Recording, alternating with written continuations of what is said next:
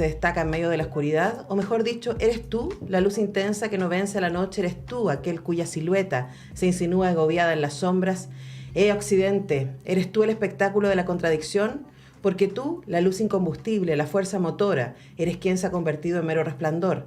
Y el resplandor no es una luz, es solo un destello. Es una luz que daña los ojos, que enceguece sin vencer la noche.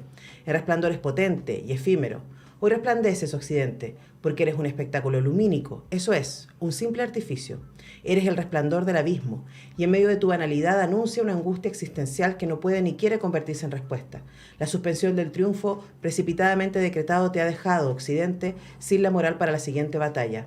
¿Pensaste acaso que habías triunfado? Hoy estás frente a ti mismo, y para poder encontrarte necesitas cruzar el abismo, pero estás quieto. Y es que no quieres afrontar tu destino, o al menos los espantosos caminos de tu destino. Occidente, te has convertido en un museo, o en una obra del museo. Resplandece tu arte antiguo como señal de antiguos triunfos, de viejas creencias sólidas que se han desvanecido. Mira tu cuna, Occidente, Europa, que es un museo, que es un hotel, que es un restaurante. La razón se ha perdido en el camino, pero bueno, te han dejado un par de hermosas tiendas y unas luces cuyo artificio calmará tus ansias.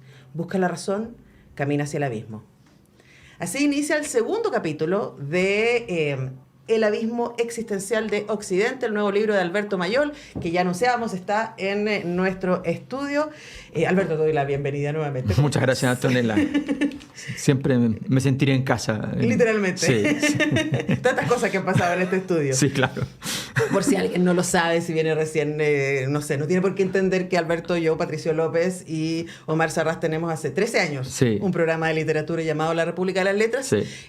Muchísimos de sus capítulos se han hecho en este estudio en el que estamos ahora. Nuestra cárcel de oro. Nuestra cárcel de oro, es donde somos tan felices. Sí. Pero a diferencia de Occidente, a través de los libros, nosotros sí somos capaces de vislumbrar. ¿Sabes qué? Escogí partir con ese párrafo que abre el segundo capítulo del libro, porque me parecía que daba cuenta un poco del tono del libro. Por un lado, hay un tono, si uno quiere decir, poético, en donde hay además un montón de referencias a obras literarias, también cine y otras cosas que permiten entrar e imaginarse un poco. Esto está muy shakespeariano, aquello que acabamos de leer. Y por otro lado, también condensa un poco la reflexión que tú estás presentando en este libro respecto a la crisis cultural, que luego se deriva en una crisis política y económica de la que hoy día estamos siendo testigos. Y es una crisis relativamente reciente. Tú la sitúas inmediatamente después de la Segunda Guerra Mundial. Claro, es una crisis... A ver, nosotros vivimos dentro de una civilización que es la civilización occidental. Esa civilización tiene como principal motor la idea de que somos una sociedad que puede vivir de la razón, con la razón, con el funcionamiento de creencias que son propias y no vienen delegadas de terceros abstractos. Creemos en la democracia porque la democracia es un sistema político que se fundamenta a sí mismo, que no viene fundamentado desde los dioses, no viene fundamentado desde otro espacio. Somos nosotros los que tenemos que ganar esa autonomía. Y en el medio de esa mirada me interesaba entender por qué no solo ha estallado una guerra en Europa, que no había una guerra en Europa entre países en rigor desde la Segunda Guerra Mundial. La situación de la balcanización era una fragmentación, por lo tanto técnicamente son distintos países, pero se estaba justamente balcanizando, usamos la palabra a propósito de ese conflicto. Entonces me traté de preguntar dónde estaba la problemática. Yo venía trabajando una investigación sobre globalización hace tiempo, y yo siempre uso como metodología irme a buscar los fenómenos culturales, porque puedo encontrar allí cosas que pueden decirme, no, ¿sabes qué? Sale de lo cultural, anda de lo político, sale de aquí. Pero me llamaba la atención muchas cosas. Por ejemplo, cuando uno dice Occidente hoy día, en la prensa, cuando uno lo escucha a los expertos, Occidente es un conjunto de países, no una civilización. Entonces uno dice Occidente, dice Europa, Estados Unidos, Canadá, Australia, Nueva Zelanda, ¿ya? Que quedan en el oriente, pero no importa. Y eso es Occidente. Nosotros nos sentimos occidentales, como bien decía Jorge González, de segunda mano en rigor, porque no nos cuentan dentro de Occidente. Y la verdad es que en muchos sentidos somos más occidentales que algunos de los países occidentales, en el sentido cultural. O sea, Probablemente en otros países se confía mucho más en la educación que en muchos países occidentales. Creemos más en el desarrollo de políticas públicas, por ejemplo, que es una cosa importante en la tradición occidental, que en Estados Unidos. De hecho, el líder de este lote de países, que es Estados Unidos, es un país que no cumple muchas de las variables occidentales. Entonces, me parecía interesante entrar en eso, y en un momento donde siento que Occidente está, como civilización, como concepto, como idea, está muy de capa caída. Y me parecía muy evidente verlo estando en Europa. Me parecía muy claro ese proceso. Y entonces me empecé a entrar y me di cuenta que cuáles tenía que operar eran más bien huellas que tenían muchas fuentes de filosofía, de ciencias políticas, de sociología, de antropología, pero también fuentes literarias, de historia de las ideas. Entonces empecé a hacer el ensamblaje. El libro me demoró más tiempo de lo que normalmente me toma un libro, digamos. Me refiero, hay veces que uno dice, no, me demoré harto tiempo porque no lo trabajaste todos los días. Estoy trabajándolo todos los días, me demoré más tiempo porque requería ese ensamblaje. Y me parecía que había que hacerlo en un tono también más literario, porque necesitabas un lector que siguiera una historia, que era una historia no lineal en absoluto, y que entonces requería un cierto placer para poder seguirla, en el fondo. Así que fue un desafío interesante, y entre medio pasaron cosas que además me fueron convocando. Este mismo tema que está en la portada de los ataques a los cuadros bajo el movimiento ambientalista, ese tipo de cosas me parecieron que eran interesantes para poner sobre la mesa. Ahora, hay una cosa que me parece que es muy interesante y que cruza el libro, y que es la pregunta por el relato, uno podría decir, ¿no?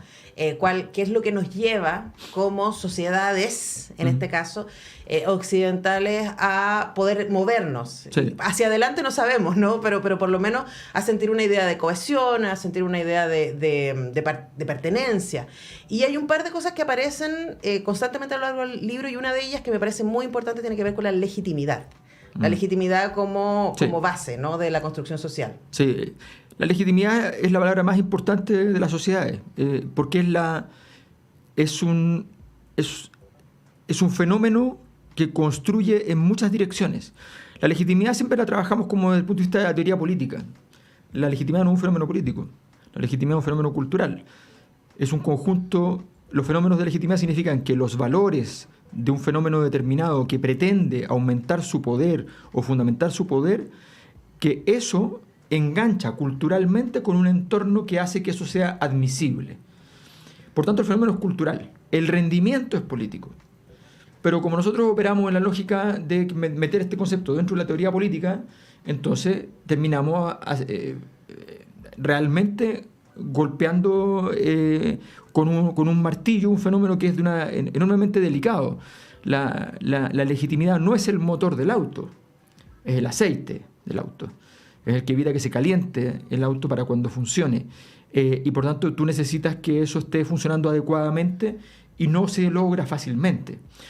La verdad es que ese es un gran tema que a mí siempre me ha parecido fascinante en términos de investigación, porque finalmente todo requiere legitimidad. Uno siempre piensa en el sistema político para legitimarlo, pero en realidad todas las acciones que tienen alguna dosis de poder, cuando yo soy padre, necesito legitimar mi poder frente a mis hijos igual.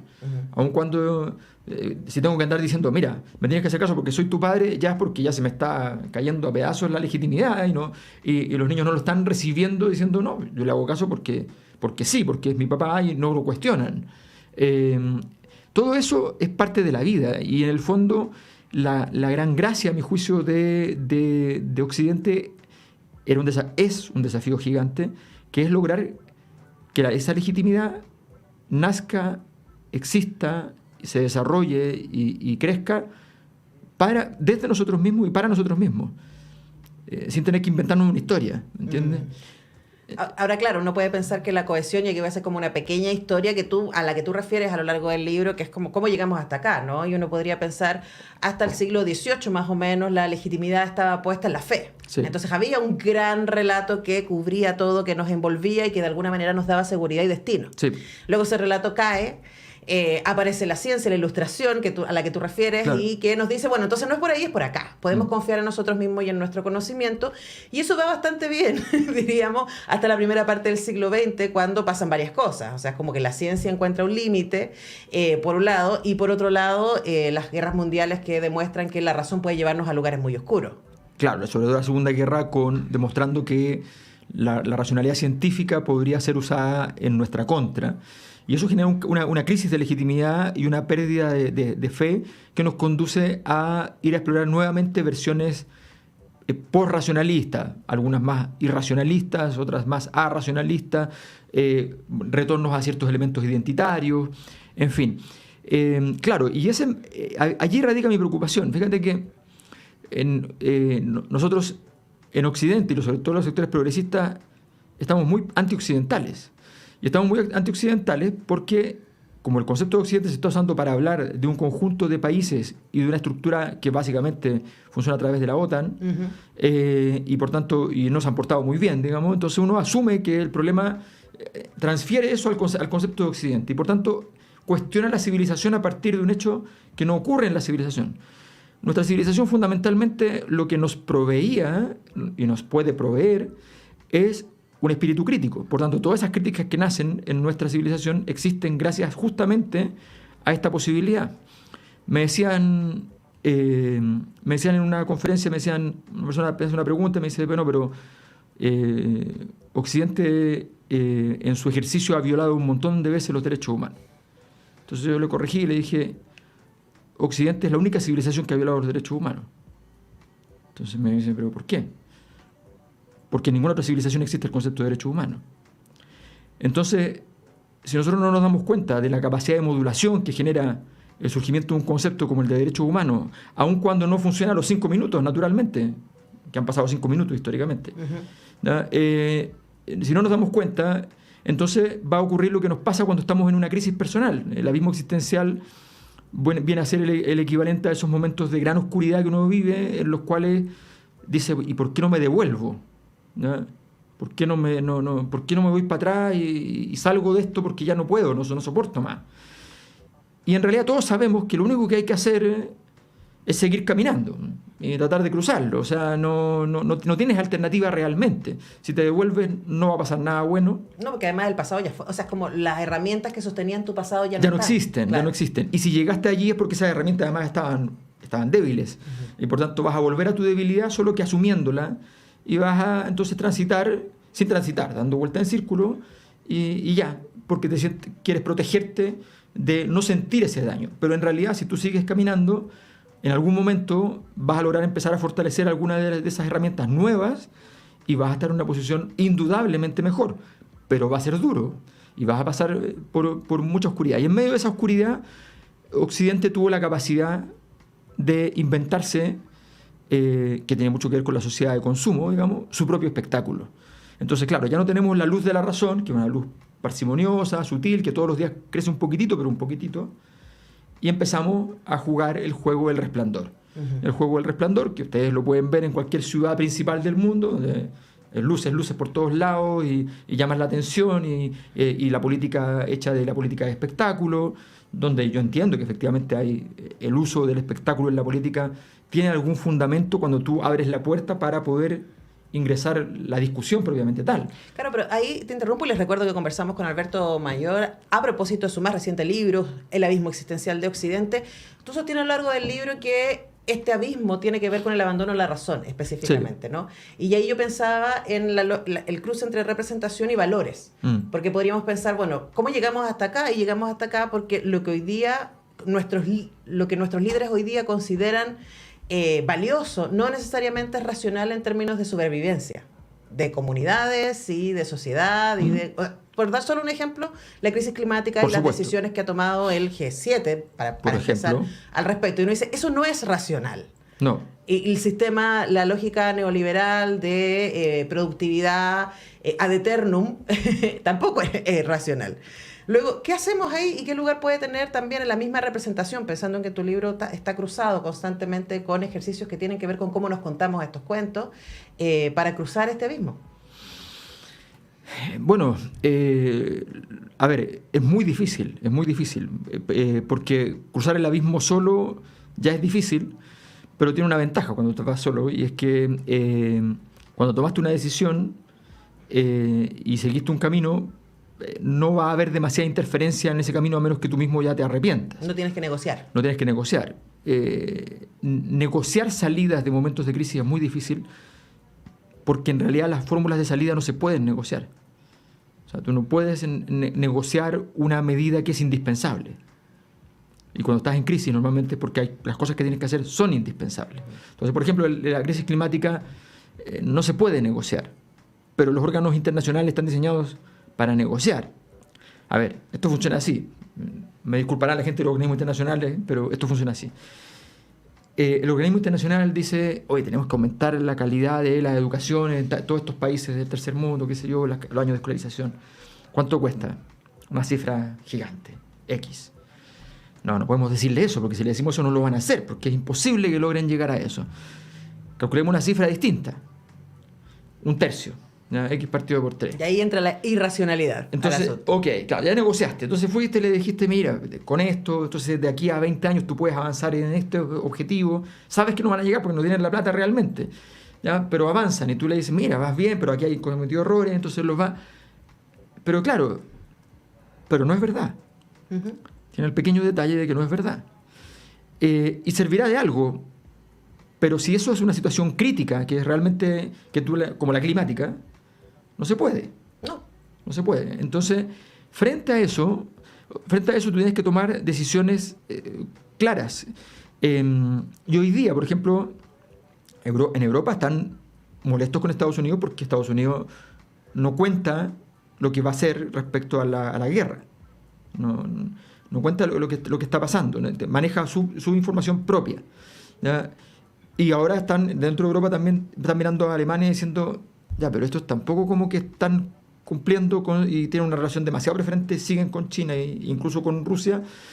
Entonces empieza a haber fragmentación. Claro. Todo ese problema va... Lo importante es que requiere una puerta de salida para eso. Y eso significa fundamentalmente anclarse en alguna clase de proyecto lo más racional posible. Mira, todos perdimos esa fe. Yo he pensado como yo he enseñado, por ejemplo, en clase a la escuela de Frankfurt. Y yo termino mi clase explicando, o mis clases sobre la escuela de Frankfurt, siempre entrando en detalle sobre la crítica a la propia racionalidad occidental que hace la escuela de Frankfurt. Y nunca destacamos, nunca, lo podemos decir, no lo destacamos, no lo trabajamos en 3 clases de 6 o de 7, ¿ya? Nunca destacamos que la solución que la escuela de Frankfurt provee es aumentar el grado de racionalidad. No una racionalidad instrumental, pero aumentar el grado de racionalidad. Y que eso tiene que valer en todas las dimensiones de la existencia. Y que no decimos eso. Entonces quedamos casi de pie parado al lado del posmodernismo en ese instante. Sí, y además parece que fuera coherente, que una cosa derivara a la otra. Exactamente. Pero de nuevo, tiene que ver con el relato, con cómo nos hemos contado nuestra historia, y esto mismo que tú decías de las divisiones que existen incluso al interior de la OTAN, y las sospechas, etcétera, también es la pérdida de entenderse como una comunidad, ¿no? Bueno, Alberto Mayor, por supuesto que sabía que me iba a pasar esto, porque leyendo el libro era como, quería preguntarle sobre esto y esto otro, pero... recordarles que El abismo existencial de Occidente está en librerías, llegó como casi todos los libros de Mayor como un batatazo a las librerías y lleva ya un par de meses. Desde diciembre, sí. Presente ahí. Y quería preguntarte para cerrar, ¿no? ¿Cómo ha sido? Porque el libro es bien ambicioso en términos de lenguaje y en términos de la expectativa que tiene del lector o lectora. Aquí es un libro que uno tiene que estar, es presente, ¿no? Sí. ¿Cómo ha sido para ti la recepción del libro hasta ahora? Muy buena en el sentido de que, primero, es una discusión que se está empezando a dar en general. O sea, la problemática se está abriendo. Y además tiene que ver con la discusión de dónde vivimos en un mundo en crisis, pero la discusión es dónde reside el lugar de la crisis. Las crisis siempre tienen un lugar principal, ¿ya? El epicentro, digámoslo así. Y en ese sentido, por ejemplo, me han invitado harto, incluso en España, aunque el libro no está todavía editado allá, pero me han invitado harto, a partir de la gente que yo les he mandado el libro, para hacer conferencias, discusiones en las universidades o con los profesores de un departamento, cosas así. Y ha sido bien interesante lo que se abre ahí. ¿Ya? Se abre una discusión que además tiene mucho de visceral también. Entonces es entretenido, ha sido una experiencia bien potente. Jugando además en la portada con Zelensky, qué sé yo. Con Zelensky en modo glamour. En modo glamour, claro. Entonces, yo creo que ha sido bien interesante y la idea, yo lo quiero sacar también en España a fin de año, así que a fin de año va a salir, lo sé que antes va a salir el otro allá, entonces no lo voy a poder sacar en esta fecha. Pero yo creo que va a generar, porque además está escrito para un cierto mediano plazo, o sea, no está... Claro, no es para apurarse. No es una urgencia. Ahora sí me pasa, a propósito de lo que tú decías, de que puede generar ciertas tensiones, es que es un libro que al mismo tiempo es muy personal, sí. Y es muy político, diríamos, sí. desde el feminismo, ¿no? Que hay una cosa que tiene que ver con la angustia que nos da el mundo. A mí me pasó leyendo el libro, yo estoy buscando respuestas para habitar este mundo, entonces, y eso tiene que ver con lo que veo en las noticias, lo que pasa afuera y también como la manera en que yo me habito todos los días. Entonces, ahí hay un ejercicio interesante en el libro. Fíjate que sí, eso es muy importante porque una de las cosas que más he investigado el último tiempo es el tema del malestar social, que está dentro del libro muy desarrollado. Y fundamentalmente la definición de malestar social a la que yo ya más bien adscribo, hay muchas definiciones distintas, es la que tiene que ver con lo que acabas de decir. O sea, todos nosotros nos levantamos, conscientes o no, tratando de asumir que entendemos el mundo, o si no lo entendemos, tratando de entenderlo. En los esfuerzos de entenderlo, si no lo logramos entender, producimos malestar. Porque no tenemos cómo habitar un mundo que no entendemos. No estamos diseñados, no estamos preparados para eso. Somos un animal que no sabe vivir sin entender. Si no, nos habríamos extinto porque somos más débiles, imposibles. Claro. Entonces ahí está, ese es el malestar, porque ese es el riesgo. Sentir que no habitas un mundo que no entiende, y yo creo que el mundo actual cumple bastante el requisito. Es bastante desafiante de entender. Pero bueno, acá desde Radio Universidad de Chile tratamos de proponer algunos pensamientos, algunas reflexiones, o por lo menos acompañarnos en nuestro malestar. Alberto Mayol, como siempre, un placer conversar contigo. Gracias, Antonio, que esté muy bien. Nosotros tenemos que ir corriendo a la pausa, estamos muy tarde y ya regresamos con más Semáforo.